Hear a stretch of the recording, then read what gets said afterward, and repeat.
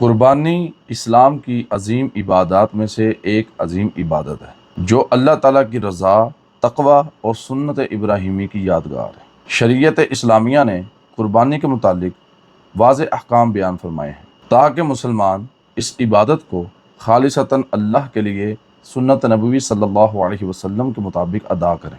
अहले हदीस मकतबा फ़िक्र का उसूल है कि हर मसला में कुरान मजीद, सही हदीस और फ़हम सहाबा की तरफ रुजू किया जाए। इसी बिना पर आज की वीडियो में कुर्बानी के मसाइल को सही हदीस और आसार सहाबा की रोशनी में बयान किया जा रहा है। हमारे नज़दीक कुर्बानी सुन्नत मुअक्कदा है, वाजिब नहीं।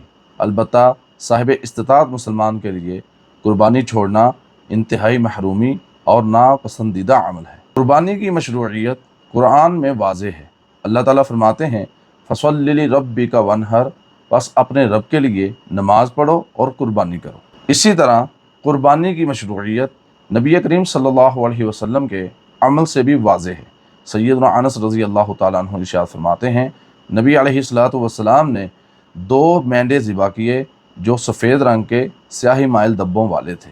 आप अलैहिस्सलाम ने उनको ज़िबा करते वक़्त बिस्मिल्लाहि अल्लाहु अकबर पढ़ा और उनकी गर्दन पर अपने पाँव को रखा। कुर्बानी सुन्नत मुअक्कदा है, वाजिब नहीं। इसकी एक दलील ये भी है, सैयदा उम्मे सलमा रज़ी अल्लाह तआला अन्हा इरशाद फरमाती हैं कि रसूलुल्लाह सल्लल्लाहु अलैहि वसल्लम ने इरशाद फरमाया कि जब ज़ुल्हिज्जा का चाँद नज़र आए और तुम में से जो भी कुर्बानी का इरादा रखे तो वो अपने बाल और नाखून ना काटे। हदीस में अरादा अन युज़हिया यानी कुर्बानी का इरादा करे के अल्फाज आए हैं, जो इस बात की वाज़ेह दलील है कि कुर्बानी फ़र्ज़ या वाजिब नहीं बल्कि इस्तिताअत रखने वाले के लिए मुअक्कद सुन्नत है। जिन लोगों पर कुर्बानी मशरू है उनमें पहला नंबर मुसलमान हो, काफिर पर कुर्बानी मशरू नहीं।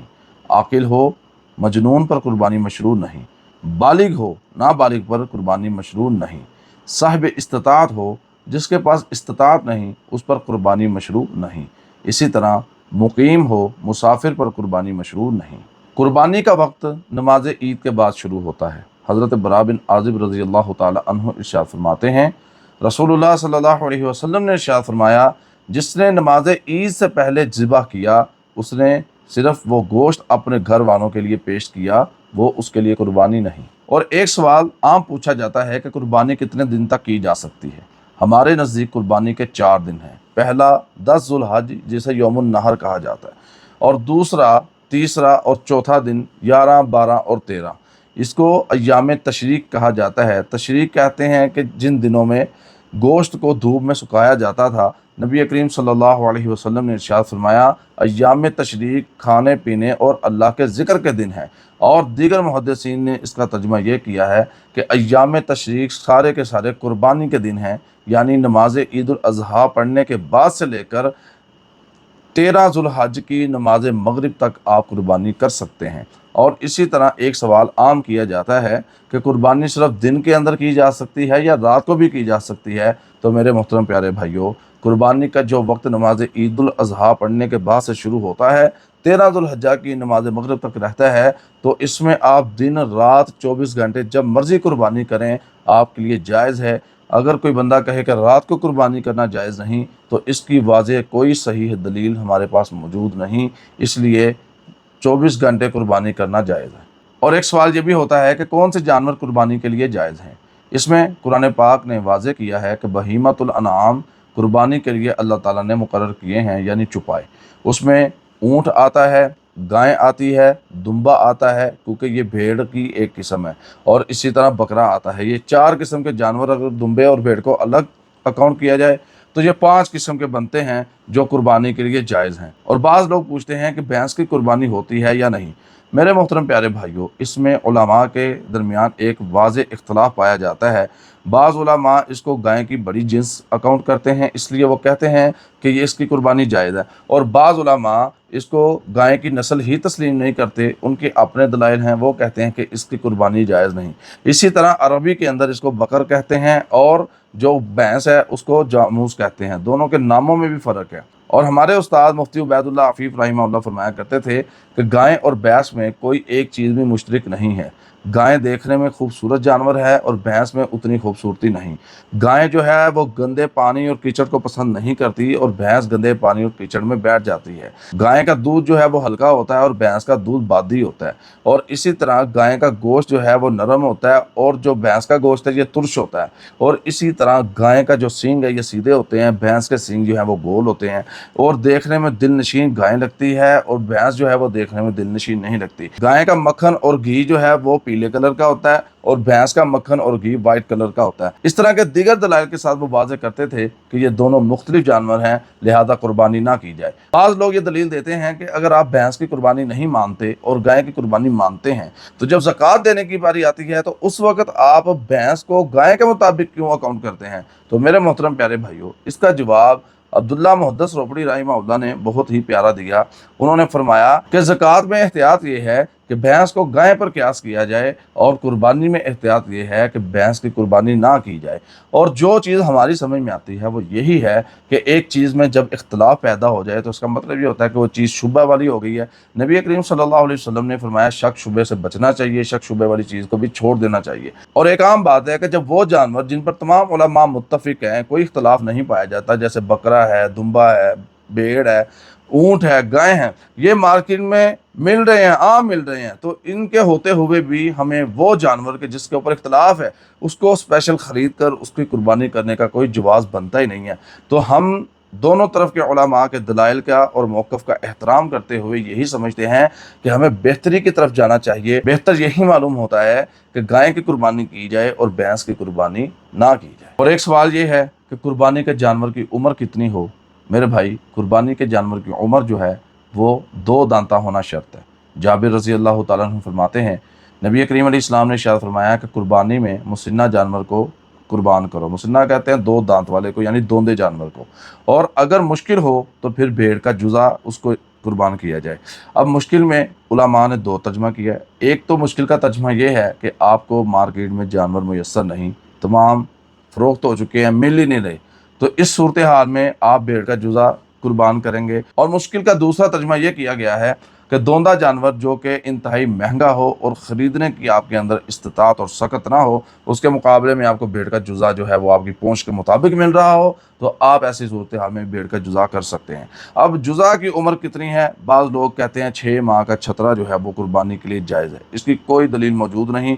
جزا کا ترجمہ آپ کہیں سے بھی دیکھ لیں، عربی لغت کے اندر دیکھ لیں، گوگل کر کے دیکھ لیں، ہر جگہ پر بھیڑ کے 1 سال کے بچے کو جزا کہا جاتا ہے۔ اس سے کم عمر کا جانور قربانی پر نہیں لگتا۔ اور بعض دوست سوال کرتے ہیں کہ قربانی میں ہلکا پھلکا عیب ہو یا کوئی نقص پایا جائے تو ایسے جانور کے بارے میں کیا حکم ہے؟ میرے محترم بھائیوں، شریعت اسلامیہ نے ہمیں ایسے جانور کو اللہ کے راستے میں قربان کرنے سے منع فرمایا ہے۔ نبی کریم صلی اللہ علیہ وسلم نے فرمایا 4 قسم کے ایسے جانور جو کہ عیب دار ہوں ان کی قربانی نہیں ہوتی۔ پہلا، وہ جس کا کانا پن واضح ہو۔ دوسرا، وہ لنگڑا جس کا لنگڑا پن واضح ہو۔ تیسرا، بیمار جانور جس کی بیماری واضح ہو۔ چوتھا، جو کمزور جانور ہو جس کی کمزوری واضح ہو اور اس کی ہڈیوں میں گدا بھی نہ ہو۔ اور اسی طرح ایسے جانور جن کے سینگ ٹوٹے ہوئے ہوں، کان کٹے ہوئے ہوں اور ان میں نمایاں عیب نظر آ رہا ہو، تو ایسے جانور کو بھی قربان کرنے سے بچنا چاہیے، پرہیز کرنا چاہیے۔ قربانی کے لیے بہترین، خوبصورت، موٹا تازہ جانور لینا افضل ہے۔ اور ایک سوال یہ کیا جاتا ہے کہ ایک فیملی کو کتنے جانور کافی ہوں گے؟